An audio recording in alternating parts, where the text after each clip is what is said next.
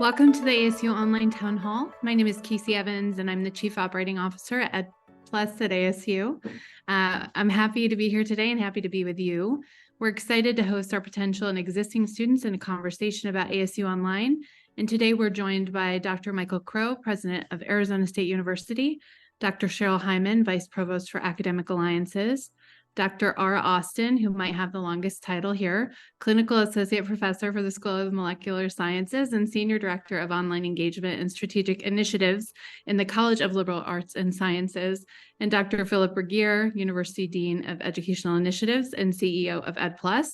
We also have two of our online students on our panel today, Angelica Abeita, who is pursuing a BA in Business Administration, and Kimberly Zsuffa, who is a student in our BS in Biological Sciences, Biomedical Science concentration. And now we are going to turn it over to Dr. Crow for opening remarks. Dr. Crow? Yeah, thank you, Casey. It's great to have everybody out there, and I hope other people will see this recorded as it will be sent out to people. What I wanted to say is that what we've done at ASU is we've decided that universities have not been generous enough. We've decided that universities haven't reached out enough. We've decided that universities could do a lot more to help people to start their education or finish their education at a university, even if they can't go to a university physically, and even if they can't go to a university on a particular schedule in their life for whatever reason. You might, like Kimberly, be serving in the military. You might, like Angelica, living in a rural community. All kinds of reasons. And we're like, great. And so what we've been able to do at ASU is find a way to design a world-class research university, which ASU has emerged as the newest, fastest moving, and biggest one of those in the last 25 years, literally in the entire world, taking on, unbelievable challenges and unbelievable problems in fundamental science and fundamental creativity and fundamental engineering and all the other things that we do, business education, all the things that we do, building the largest engineering school in the United States, the largest business school in the United States, with unbelievable faculty members, design and the arts college, all the programs that we have. So we've taken a research grade university, a regular university with 6,000 faculty members and 25,000 support staff. And we have, through ASU Online, taken everything that we do and found a way to make it available to you as a student. All of our materials are developed by our core faculty. All of our learning productions are built by the EdPlus team and the ASU Online team.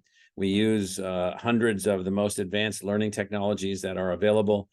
We use the top design of programs. We use top faculty in everything that we're doing. And so we believe that we have the most unusual and best of all the online programs that are out there because it's deeply connected to us. For example, in a few days, I'm going to be going to Cape Kennedy in Florida to watch an ASU mission that we are directing for NASA, send a probe 270 million miles to the asteroid called Psyche, which is a completely metallic object the size of the state of Massachusetts, in which our scientists are going to be studying that object from a physical perspective, a chemical perspective, from a fundamental earth science or planetary science perspective, and then also from the perspective of what could you ultimately do in terms of asteroid mining and all kinds of other things. Well, that same faculty that's involved in all of that have an online astronomy degree that they've built. That's just a world-class astronomy degree.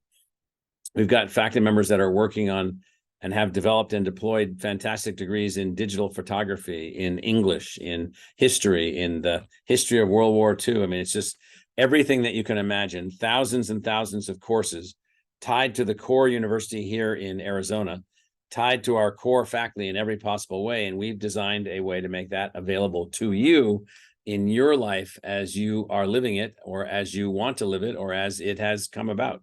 And so we match that with tremendous support services.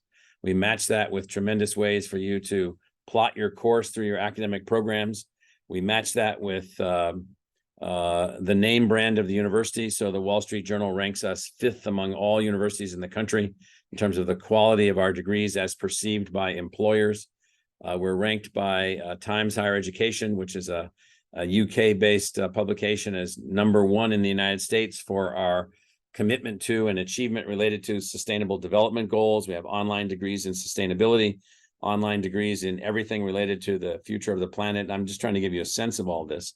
So this is a highly ranked, high achieving research grade university, which through fantastic technology tools makes available hundreds of degree programs and thousands of courses to you, as well as the learning assets and the success coaches and the other people that we've got working with you to help you get through your programs and help you to achieve. We've graduated 75,000 people with ASU degrees, and the degrees don't say ASU Online. They say Arizona State University, Electrical Engineering, Arizona State University, History, Arizona State University, Business Communications, Arizona State University, it could be any number of degrees and bachelors of nursing science, all kinds of things that we've got going on. And so we're tremendously committed to you. We're committed to your success. We've decided to not be selfish, take all the things that we've gathered at the university, the library, the learning assets, the learning tools, the faculty, the courses, and make all of these things available to you as an ASU student. When you attend ASU Online, you're an ASU student. You receive an ASU degree. It just says your name, the name of the university, and the name of your degree. And so what we've realized here is that for too long we held these assets in a way where you had to come to be with us, you had to come on our terms, you had to come and often live here. And for students that can do that, that's fine. That's great for them. But it turns out that many people can't do that. In fact, most people can't do that. And many people that start college don't finish college. And so the other thing that we've experienced is helping people to finish college, helping people to find a way through their college program. So I don't want to talk for too long other than to say that it is a proud moment for me when I see our online students graduating, moving on with their lives, achieving what they want to achieve while working, while raising their family, while retired, all of the types of students that we have. And so what we've become, and some of you may laugh at this, what we've become is like an ultra modern university, able to project ourselves to you in a way that you can enhance your life outcomes and your learning outcomes. So Casey, anything you'd like me to cover that I didn't cover from my perspective? I'm going to toss you one question, which I think is top of mind to many of our applicants and potential students today, which is an education still worth it? That is like a weird question to me. So if you, I come from a working class family. I was raised in a family that would have been considered working poor. And that is, we were below the poverty line, given how many children that we had. And my brother right behind me didn't finish high school. I was able to go to college, first time anybody in my family had ever gone to college. And my opportunities compared to my brother, I love my brother, but I had this many opportunities and he had this many opportunities. Now, within this many opportunities, I'm going to find something that I really want to do. I'm going to find something that I can really take off on. And that's what I was empowered to do. And then on top of that, it turns out that, here's what happens if you're able to go to college and finish. One, the numbers and types of jobs that you're able to get become greatly expanded. Number two, your learning capacity to learn new things becomes greatly expanded. You then can learn things in different ways that you may not have been able to learn as quickly or as deeply as if you hadn't gone to college. Your personal income on average doubles over your lifetime. Your lifespan is expanded. Your children become more successful and more educated if you are able to go to college. And it's not like college is a magic potion or something like this. It's just that this rhetoric out there about college not being worth it is, I don't know where it's coming from. I think it might be coming from lots of institutions which are, they have poor products, poor degree programs. So if you're going to go online, you need to go online with a degree program that has market value. You need to go online with something that, into a degree program that really helps you to be successful. But the other thing that's weird about all of this is that this notion of not being worth it. We're not trying to give you an education so that you can only get a job. We're trying to give you an education at the level of what we're providing through ASU so that you can learn anything. There's no one on this call, no one on this Zoom call that knows exactly what you're going to confront in the future. Who would have thought COVID? Who would have thought, all the changes going on with artificial intelligence? And so the notion of, is it worth it? I mean, I can't think of very many things that are more worth it. Just from a financial perspective, a simple calculation of the value of your degree over your lifetime indicates that the actual measured return on investment for an ASU degree is about 14% per year over your life. There's nothing that you're going to invest in that will give you that level of return. Nothing. The stock market won't give you that level of return. Nothing. In some degrees, it's even higher. In a few degrees, it's lower, but in some degrees, it's over 20%. And so this is a degree worth it. I don't know. I think that a lot of that might be coming from folks who started and didn't finish and have debt, who weren't able to get the degree that they wanted. That's why we offer so many degrees. And so is it worth it? It's unbelievably worth it. Sometimes you can't know that until you do it. But yes, it's worth it. Thank you. Thank you for spending some time with us, Dr. Crow. We don't have any other questions for you. Are you okay? Just making sure you're okay. Okay. I'm just joking. See you guys later. Thank you. All right, we're going to pivot to our next set of panelists, who are Dr. Cheryl Hyman and Dr. Ara Austin. And I'm going to start with Cheryl. Cheryl is actually here to help represent our provost office, because our provost was in Washington, D.C. for a meeting this week and she couldn't attend. But what I wanted to ask you, Cheryl, is why is offering higher education at quality, at scale, online important?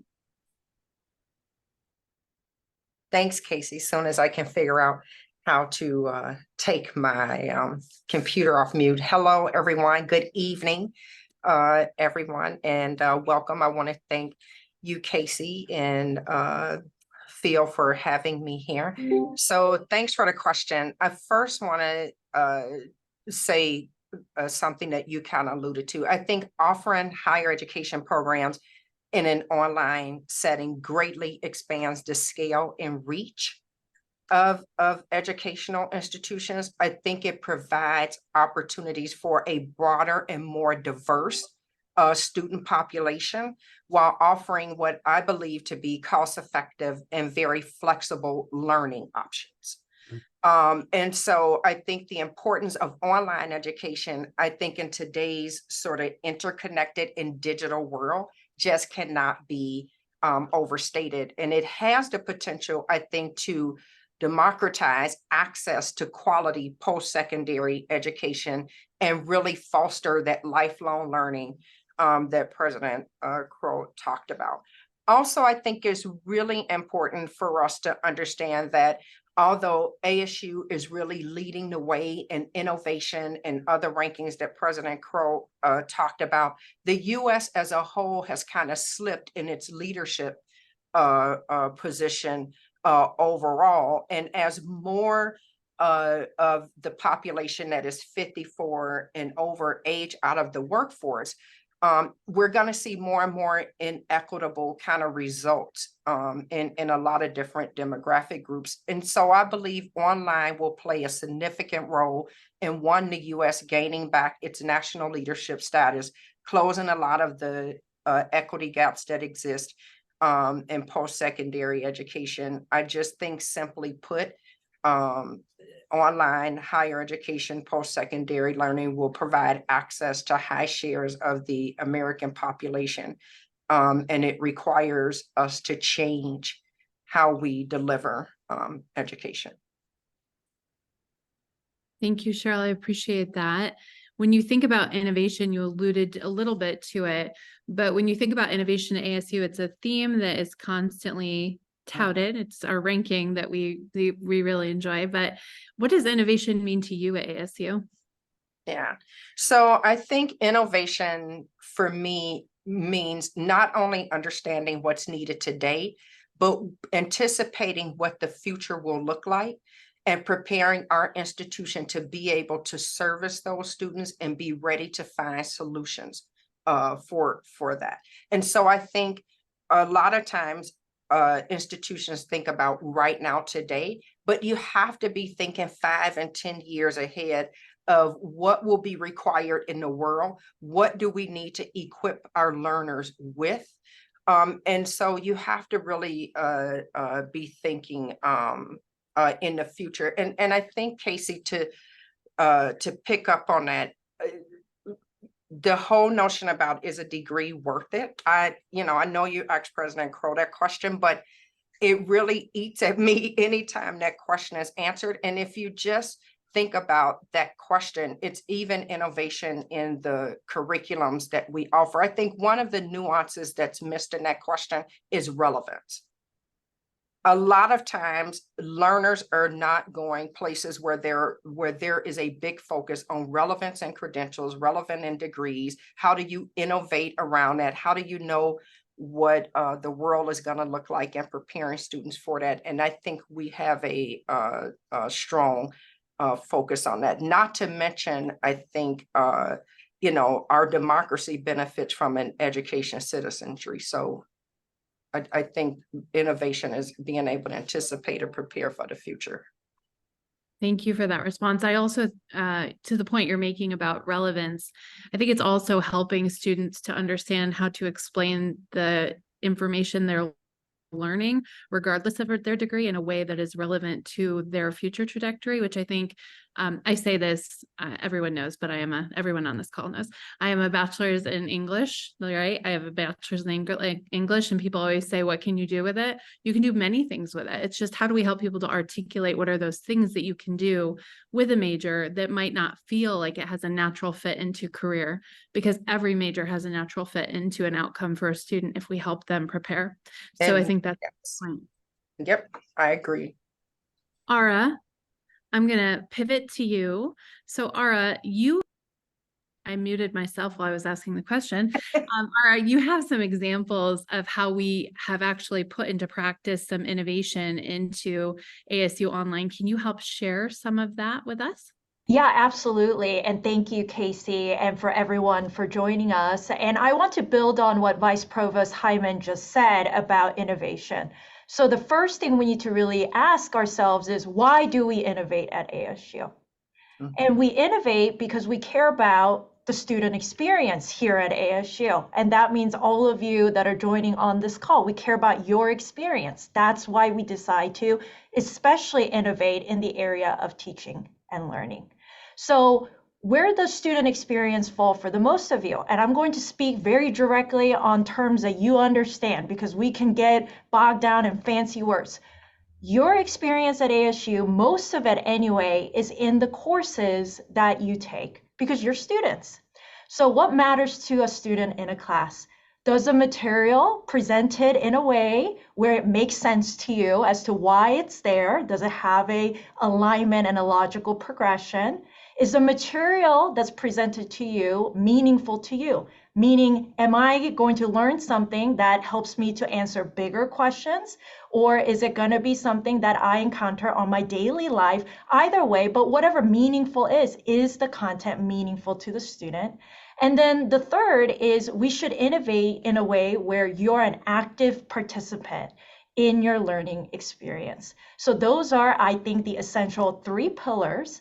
And what we've done here at ASU is take technology and not, placing technology in the center and building learning around it, but center around the student experience, and then have technology support that learning experience. And so what are we doing? And I'm going to give you some examples that is going to impact a lot of different students, because we need to make choices that impact large population of you, right? So one way is, for instance, how we've incorporated technology of virtual reality, and that's, what we call here as a Dreamscape project. And, we can get bogged down on the technology, but what's really cool about Dreamscape is we're leveraging the technology to help us tell you a story that actually can be very meaningful to you.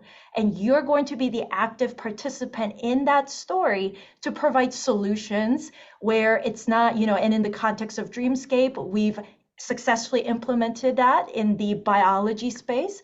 I am working on the space of chemistry. So things that are, science, and this is for majors and also for non-majors, scientific topics that may seem like far reach, we are taking it and incorporating things that seemed really high in terms of caliber, making it understandable to a context that matters to you in a narrative storytelling way. Another way is things that impact you, all of you in this call, if you're a student, is math. And who likes math? I don't know if a lot of people will go like, oh, me, right? Like most people will go, I have severe anxiety about math. Please, Ara, go away. Don't talk to me about math.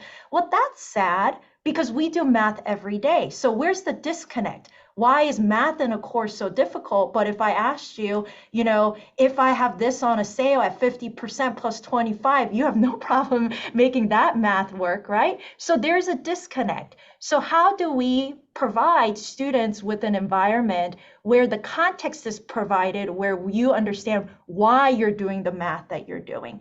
And so what we're doing is also providing you with all the resources in terms of, taking such courses where you're not Googling an answer and going somewhere else. All the resources are provided to you upfront in an adaptive technology way where you can take a problem and someone is helping you, whether you're solving a problem at 3 a.m., whether you're solving a problem at 12 p.m., whatever your time allotted, area may be, you get the resources you need in order for you to be successful. So I think, Casey, those are the two major ways in which we are really changing education and how we've successfully incorporated technology.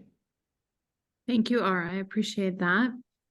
I'm going to pivot to our students, and I'm going to start with Kimberly. Since Ara and Kimberly do know each other, that's a really good segue. Kimberly, I was wondering if you could tell us a little bit about what brought you to ASU, the program that you're studying in, and what you hope to do with it.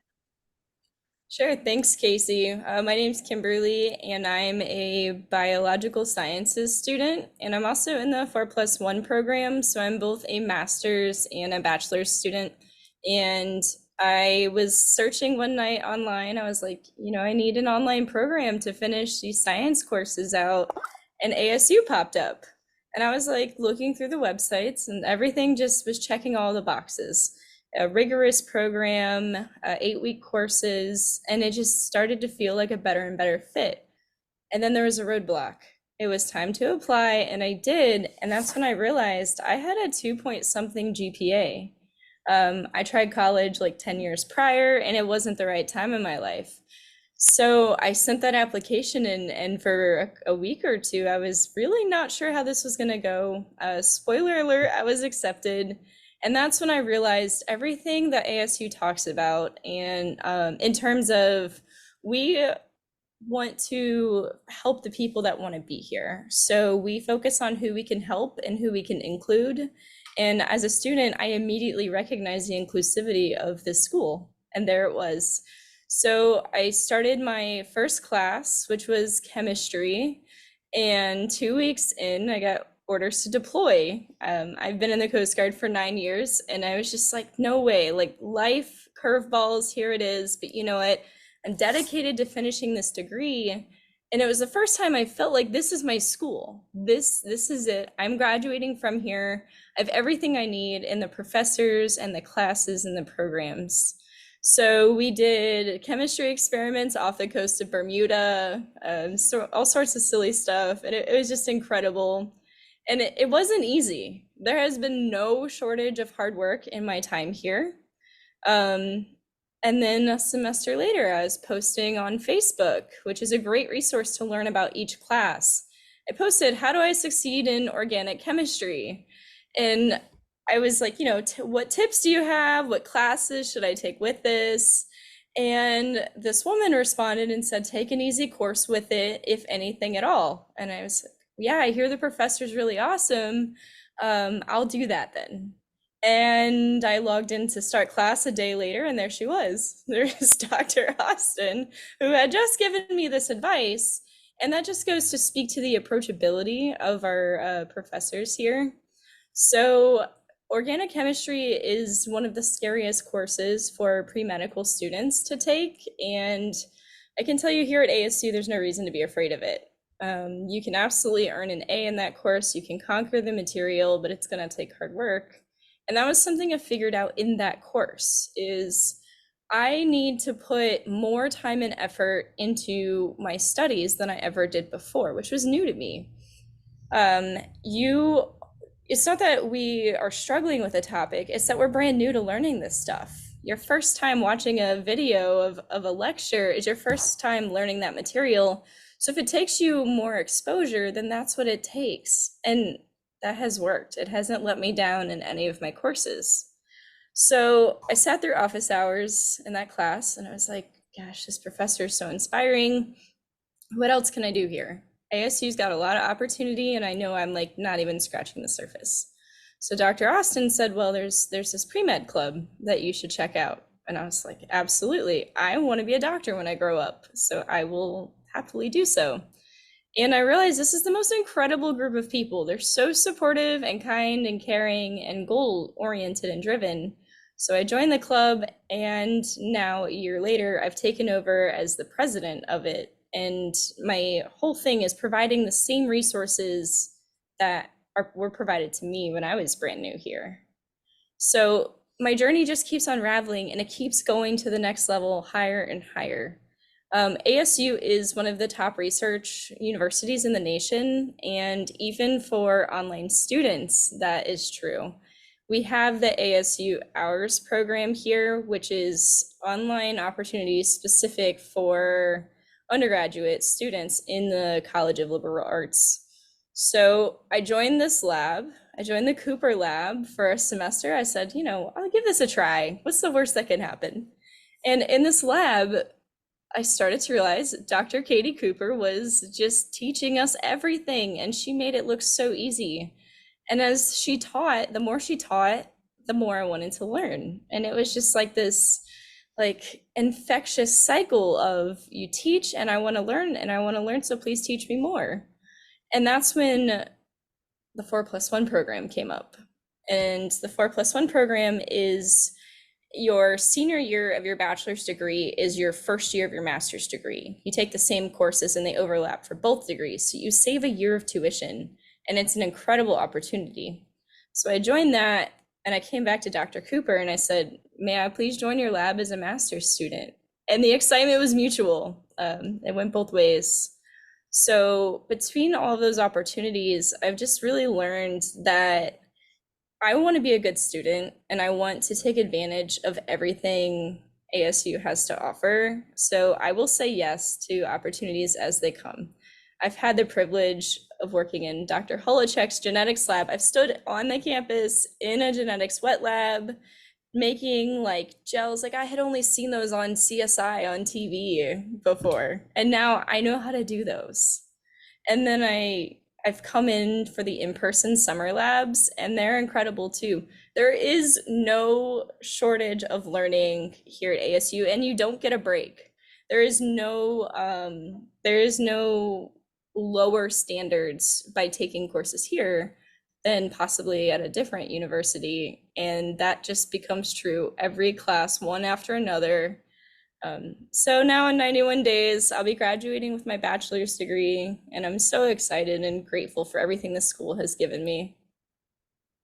Thank you, Kimberly. And what will be next after your degree? I will still be here to finish my master's degree out. So I'm in the research track, and I'm doing work on adverse childhood experiences and how they've impacted STEM students. So I will hopefully be sending in my thesis next summer to defend it. After that, I'm applying to medical school actually next month. So whether I get into medical school now or after that master's, we'll see. But I'm going to be a doctor when I grow up. I love that. Thank you for sharing, Kimberly. We're going to switch to Angel. Angel, can you tell us a little bit about your background, how you got to ASU, what program you're in, and what you're hoping to do with it? Certainly. Loma kuazi hopa tawa shawa shop. Ne panya hong seyan hopi matiwa. It bahang tung ni Angel Abeita. Ne sango pangang sino. Ne o ma wangwa. Ne halaite umaya itamamya. Greetings, my name is Angel Abeita. I am a member of the Hopi tribe located in northeastern Arizona and also represent the pueblos of Laguna and Santa Ana located in New Mexico. I'm currently in my junior year studying for my business degree in business administration in the W.P. Carey School of Business. I transferred to ASU in August of 2022 from a two-year community college, which is the Northland Pioneer College. I transferred to ASU as an All-Arizona team member. And I chose ASU Online because ASU has always been my dream school. And pursuing my degree online would help me stay on the reservation to be a part of my culture and my tradition. ASU Online has a superb reputation that showcases their support, motivation, and encouragement for all students. That made sense to me that education as an online student would be no different than learning in class. In person in class. And I have the ability to study from the comfort of my own home and close to my family. And my journey here to ASU not only entailed being a part of the All Arizona academic team, but it involved my family support. I took a gap year pretty much for actually a few years after the passing of my sister. So I use that as my inspiration and motivation to continue into higher education. And while applying to ASU Online, I utilized the My Path to ASU platform. So graduating after my two-year community college, I applied through the My Path to ASU. I never thought I would have gotten into ASU, but I was surprised that I did and felt very accomplished for that goal. From then on, in August, I attended ASU as a part-time student. And I really enjoyed the ASU Online platform because I was also able to pay mind to a lot of my cultural duties. I recently got married in a traditional wedding out on Hopi in January. So having that online platform definitely allowed me to do the preparation as well as be involved in my wedding. So I'm very grateful for the online platform, for the opportunities that have been given to me. And a goal that I have after graduating is to move into a director of human resources. I currently work in the human resource field and have been for the last 5 years. So my goal is to continue climbing that HR ladder in hopes to obtain a position as a human resource director and work back on the reservation within my community to create and develop jobs and job security for other students who go off the reservation to obtain their degree and go back to the reservation to work for their people. So this goal that I have is definitely a huge goal that I have my mind set on. To me, I've grown up that it does take a village to raise a child. And I feel that my community raising me, it's my time now to give that back to my community and the younger generation in hopes to inspire all Indigenous students, high school students, elementary students, middle school students to be able to know that there's someone in support of them wanting to pursue higher education. Thank you, Angel. That's such a great story. Thank you for sharing. Can you tell us a little bit more about what My Path to ASU is? Yes, so My Path to ASU, I actually found out about it when I was after I was notified that I got on the All Arizona academic team, from that time, I started researching different schools that had a good business program, business administration program. And just like Kimberly, ASU Online came up. So I did the research, looked into the program, and found my path to ASU. From there, I enrolled, I provided all my information that they needed, which was my name, my email, all my contact information. And from there, I was guided through the process of applying to ASU. I had numerous amount of questions. So the representative that worked with me was very informative. She answered a lot of my questions, but also guided me through the process, from the time I submitted my application into giving me updates, like saying, you'll receive a notification in 1 or 2 weeks. And when I got my admission notice to ASU Online, I also got an email from the representative of my path to ASU congratulating me on my admission to ASU Online. So having that support in ASU, although I wasn't a student yet, definitely made me feel like I'm a part of the student body. So I really enjoyed that platform. And honestly, I encourage a lot of students that are thinking about ASU or have used the ASU Online program, excuse me, to really engage themselves in getting as much information as possible, even if it's a small question, a big question. I was sending emails pretty much every other day, just with a different question that I didn't think of the day before. So being able to be partnered with someone like that definitely helped me feel more comfortable in submitting my application and made me feel more accomplished when they also congratulated me on my admissions to ASU Online. Thank you for that. All right, we're going to pivot, and now it's a free-for-all. It's a whole panel engagement. We're going to ask some questions. These questions came through the when people signed up for the webinar, they were able to put a question in, and I'm going to throw the hardest question to Phil. Phil, one of the questions, we actually got a lot of questions about scholarships and financials and tuition. And so I am going to ask the question, what can be done to make education more affordable? Well, I think it's horrible that I get the hardest question of all. And I just want to say I've been very inspired by listening to Kimberly and Angel.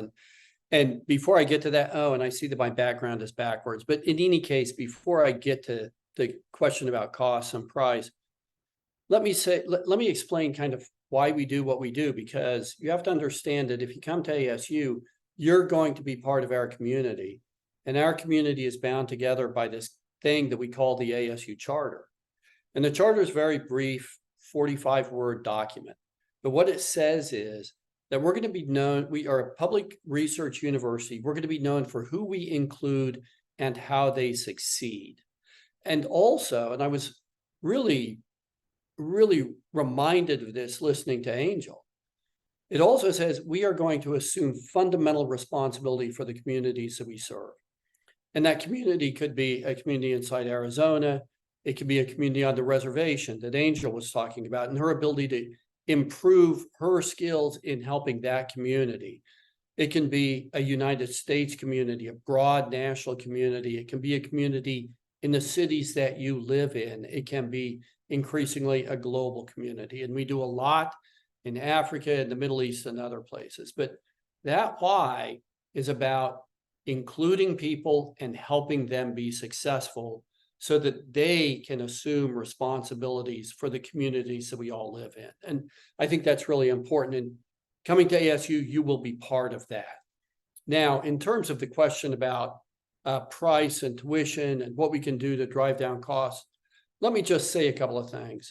Remember, I always think it's really important to remember that, in virtually no major decision you make in life is price the primary factor. You can buy a new car for $30,000, or you can buy a new car for $80,000 or $150,000.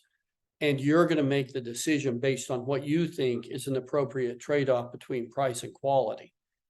And one thing that I think is really important here is that what we are trying to do is provide the highest quality education for our students at a price that is affordable and reasonable for what we're providing. And that's true on campus or online. In order to do that, we have to maintain technologies that are changing rapidly. We have to work with world-class faculty who do not just teaching, but also research. And that's very important in the ASU ecosystem because, as President Crow said, one thing you will learn coming here is you will learn how to learn. And that will be a useful skill for the rest of your life. We want to make our students successful. And look at what you can do here. Look at what Kimberly and Angel talked about. Where else can you find a school that offer online students the option to take a rigorous, high-quality organic chemistry course that can lead people to med school?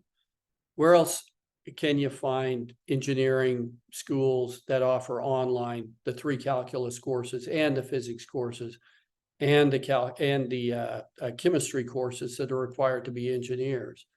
And that also is true for digital photography or Spanish or a whole host of opportunities that you can get when you come here.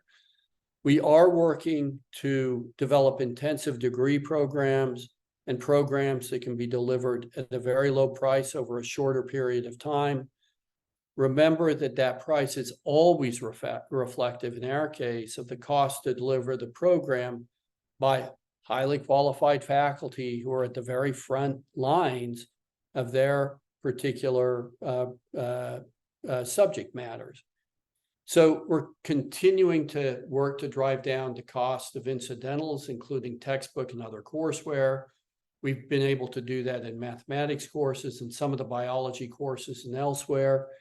And the worth of the degree that you get is, you have to remember that the value holds up extremely well for a decade or more following graduation. You're paying for a high quality program with excellent workforce outcomes, and that's what we're delivering. Our faculty, in terms of quality, again, our faculty are overwhelmingly qualified at the master's level and above. And I'll tell you that the same faculty that teach our on-campus programs are also delivering to our online students. And so in terms of price and quality, what I'd say is earning a degree at ASU is an investment, and it's a very important investment you make. But I would urge everybody to work with their success coaches and their advisors to explore financial options, financial aid opportunities, scholarship opportunities that we might have to make the experience more affordable for you. So it's kind of a long-winded answer, but Casey, I hope that addresses it. Yeah.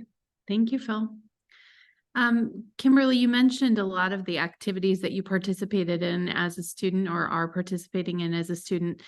We had a lot of questions come through about how online students can engage in ASU communities and feel like a part of ASU community. And Angel, if you have the stuff to add, please feel free to jump in when Kimberly has responded. How do you find those opportunities? How do you integrate into the campus? What are the ways that our students can think about how they connect with ASU? So I had never heard of Discord until I started here, and I noticed, we'll backtrack, there's these Facebook groups that are incredible. So there's a couple different peer-to-peer Facebook networks, and students were posting these Discord links, and I was like, what is that? So I checked it out, and lo and behold, there's my entire class. So for most of your harder classes, students will make a Discord group, and you can chat through things. In my cell biology class I'm in right now, earlier we were going back and forth on concepts and making sure that we have the right understandings or clearing up little details. So you have social media. ASU does a great job. There's an ASU Online, Facebook and Instagram. You have Discord, which is a phenomenal connection with your classmates. Canvas has discussion boards, and it's not the dreaded please post once and respond twice by 11:59 experience that you get everywhere. There's actual connections that are formed on some of them. And beyond that, it starts to become networking with your professors.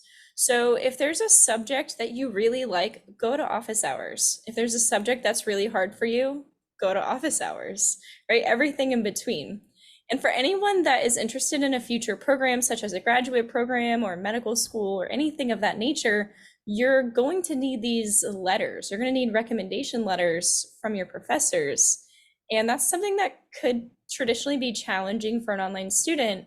But here at ASU, it's not, because the professors are so accessible. You have at least an hour a week with them if you would like to attend it. So Zoom office hours are also phenomenal for that student connection. And then from there, this is where it just, my journey unraveled piece, like one step at a time. I took genetics, and Dr. Holacek, my amazing professor, said, well, actually, I'm having this immersion week and I teach this lab class next semester. You should come. Absolutely, I'm there, And that's how I was able to get into a physical lab on campus. And for anyone that's interested in research opportunities, there's the ASU Hours program, which lists all of the labs that are seeking students for the upcoming semesters and talks about what their projects are. So that was where I found my lab. That's actually my master's lab. It's the Cooper lab, and that's been incredible too. So really the connection is from the students and the staff, and it's however much you want to be connected to this experience is really up to you. Thank you, Kimberly. Angel, do you have anything to add? Yeah, so for me, being from the reservation and an online student, you feel like you're not going to be involved. However, for me, just like Kimberly said, Discord. I didn't find out about it until this semester, what a Discord is. So I've been going to school since August of last year at ASU, and I never knew what a Discord was until this semester, which has been super helpful. You're engaging with your classmates, you're able to talk through a lot of problems that you might be stuck on, or you might be able to provide that help to somebody else. I also was able to do a lot of connection through the Sun Devil Sync.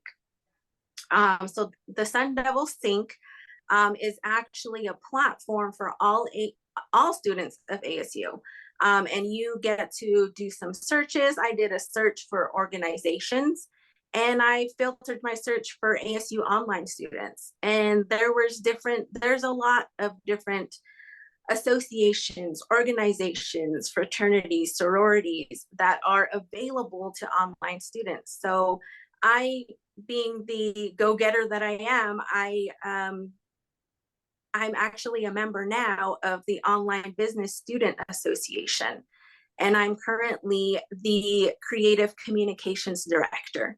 So that is an advantage for me to connect with other business students in different areas of the business field.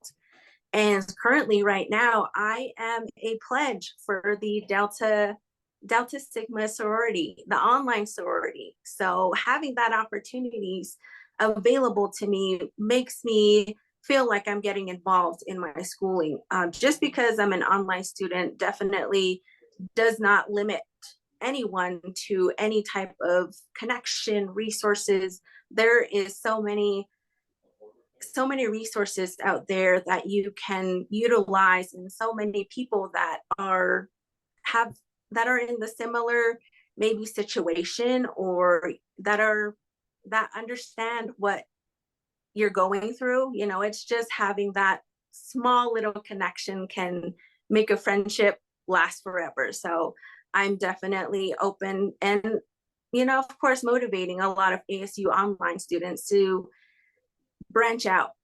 That's all it takes, is making that first step in doing the connection, especially with, like Kimberly mentioned, a lot of the faculty, they have a lot of office hours that are available online.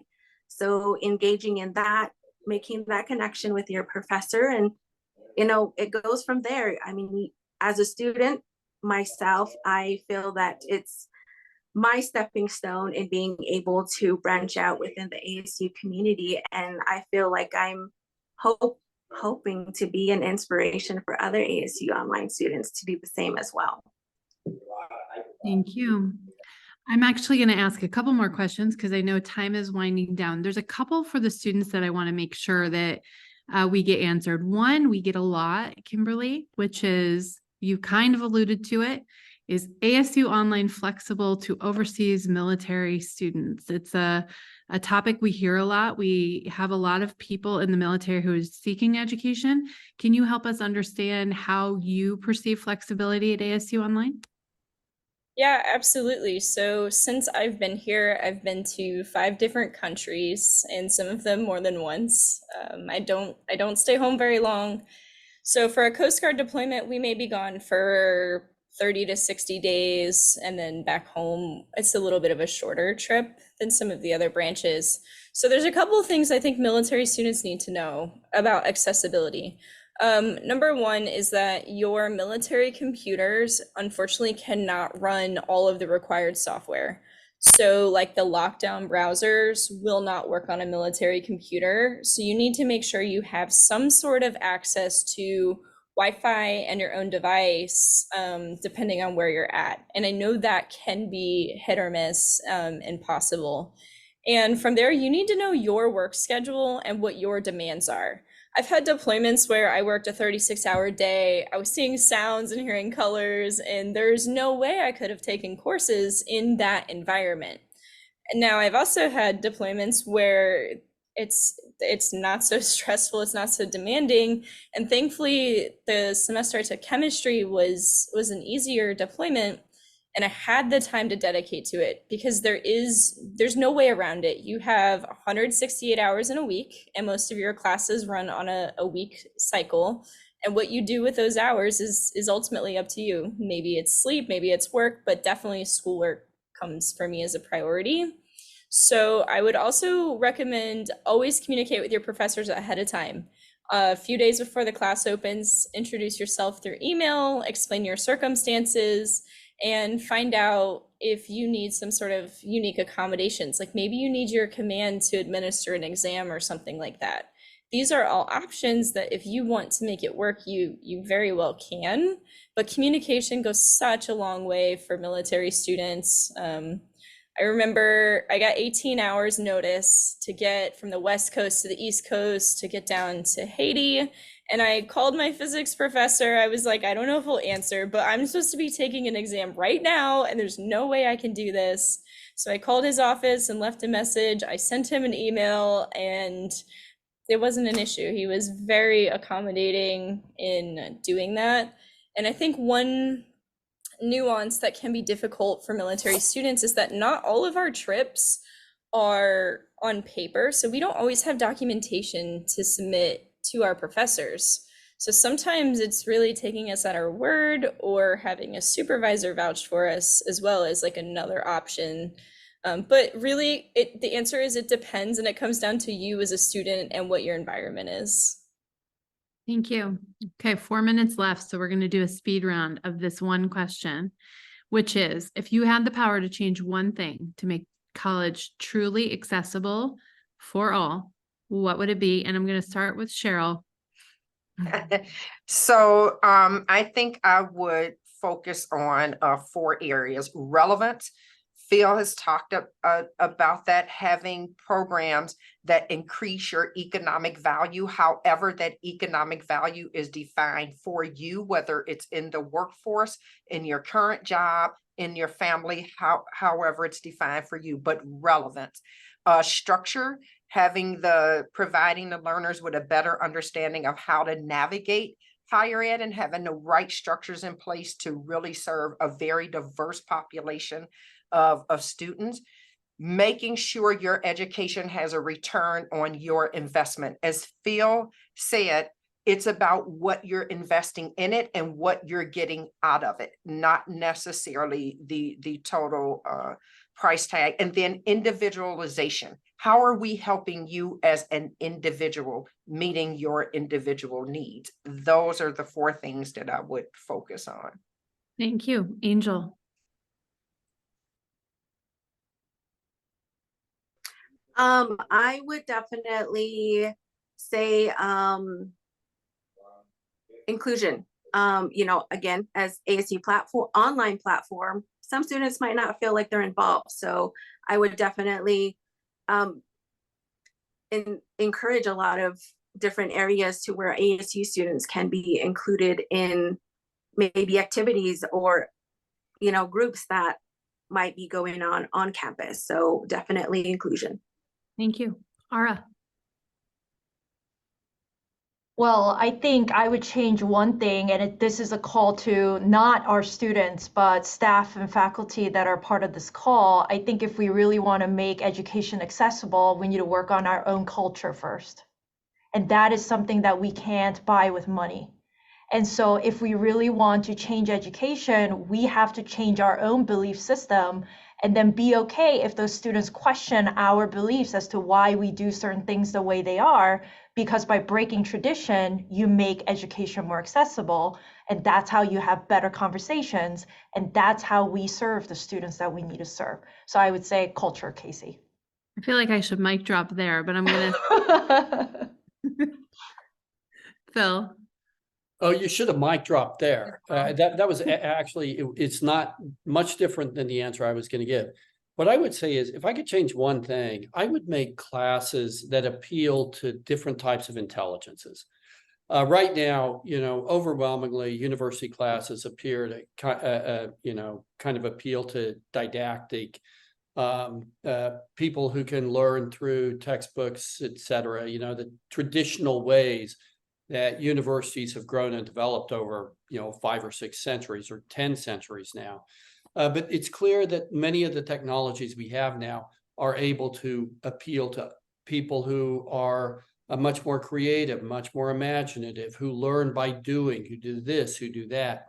And I'd like to have more courses that appeal to more students with different types of intelligences.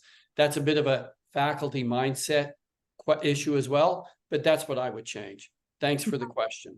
Yeah, Kimberly, last word, because we are at time. Go.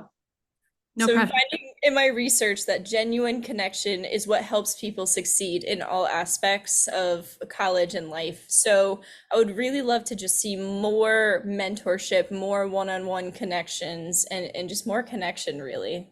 Great. Thank you all for joining today. Thank you all to all the students who joined us today. And we will see you soon. Thank you. Bye.